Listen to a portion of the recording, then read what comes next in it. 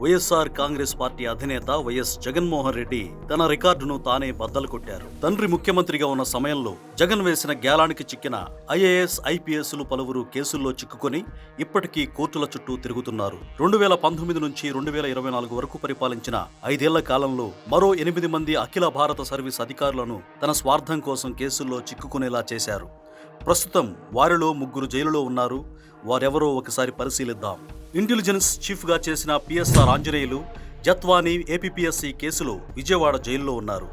CMO కార్యదర్శిగా వ్యవహరించిన Dhanunjaya Reddy, CM ఓఎస్డీగా వ్యవహరించిన కృష్ణమోహన్ రెడ్డి లిక్కర్ స్కామ్లో అరెస్ట్ అయ్యారు. సిఐడి చీఫ్ గా పనిచేసిన సునీల్, సంజయ్ సస్పెన్షన్లో ఉన్నారు. Mining AD Venkata Reddy, AP beverages corporation MD Vasudeva Reddy arrest అయ్యి విడుదలయ్యారు. కాంతి రాణా టాటా, విశాల్ గున్ని జత్వానీ కేసులో సస్పెన్షన్లో ఉన్నారు. భవిష్యత్తులో ఇంకెంతమంది అఖిల భారత సర్వీస్ అధికారులు జైలు పాలు కానున్నారో అనే చర్చ ప్రజల్లో నడుస్తోంది.